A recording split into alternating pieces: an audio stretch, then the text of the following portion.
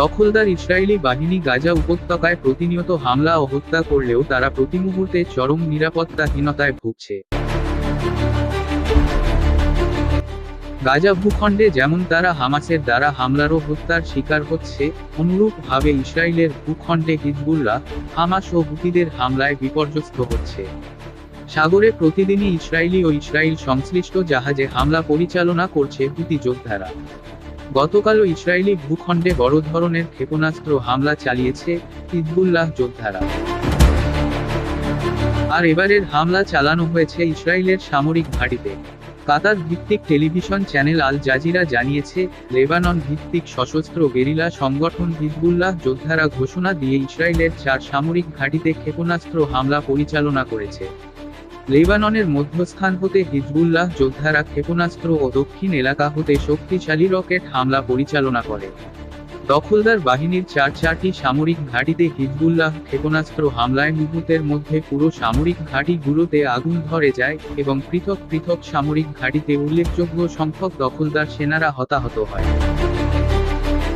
এখানেই শেষ নয়, হিজবুল্লাহর ক্ষেপণাস্ত্র ও রকেট হামলার পাশাপাশি হুতি যোদ্ধারাও তাদের নিজস্ব প্রযুক্তিতে তৈরি করা ফিলিস্তিনি ক্ষেপণাস্ত্র হামলা পরিচালনা করে। সম্প্রতি ইসরায়েলের মন্ত্রিসভা লেবাননে হামলার অনুমোদন করলেও হিজবুল্লাহ তথা লেবাননে হামলার ক্ষেত্রে ইসরায়েল ধীরে চলো নীতির অবলম্বন ঘটাতে চাইছে। উল্লেখ্য, বেশ কিছু দিন পূর্বে হিজবুল্লাহ ইসরায়েলের আকাশ প্রতিরক্ষা ব্যবস্থাকে বৃদ্ধাঙ্গুলি প্রদর্শন করে, অত্যাধুনিক ড্রোনের সাহায্যে ইসরায়েলের সামরিক ঘাঁটি সহ গুরুত্বপূর্ণ সকল স্থাপনার ছবি তুলে প্রকাশ করলে দৃশ্যত ইসরায়েলি কর্তৃপক্ষ হিজবুল্লাহ শক্তি ও সামর্থ্য সম্পর্কে বিশেষভাবে অবগত হয়, যে কারণে ইসরায়েল হিজবুল্লাহ উপর হামলা বা লেবাননে সামরিক আগ্রাসন পরিচালনা হতে বিরত থাকছে। এদিকে গাজা যুদ্ধে দখলদার ইসরায়েলি বাহিনী পরাজিত হতে চলেছে, এমনটি ব্যাপকভাবে প্রচার পাচ্ছে। গত 9 মাসে ইসরায়েল বাহিনীর অন্তত 5000 ইসরায়েলি সেনাকে হত্যা করেছে।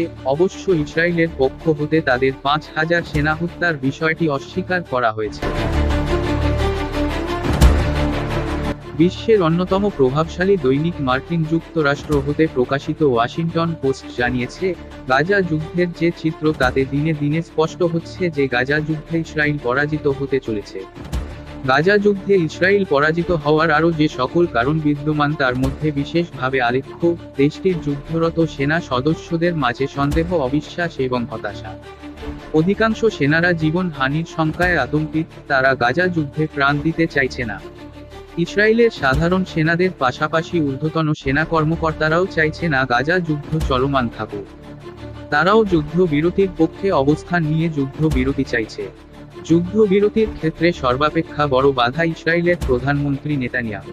হামাসের পক্ষ হতেও যুদ্ধবিরতিতে সম্মত প্রকাশ করলেও শেষ মুহূর্তে ইসরায়েল যুদ্ধবিরতি প্রস্তাবে নানুমুখী অযাচিত শর্ত প্রয়োগ করলে তা ভেস্তে যায়। গতকালও দখলদার ইসরায়েলি বাহিনীর সদস্যরা উত্তর ও মধ্য গাজায় হামাস যোদ্ধাদের দ্বারা চরমভাবে প্রতিরোধের মুখে পড়ে।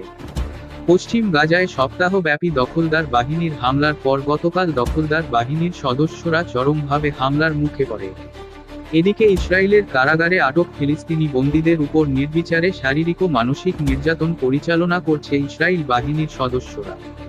এখানেই শেষ নয়, কারাগারে আটক ফিলিস্তিনি নারীদের উপর পরিচালনা করা হচ্ছে যৌন নির্যাতন।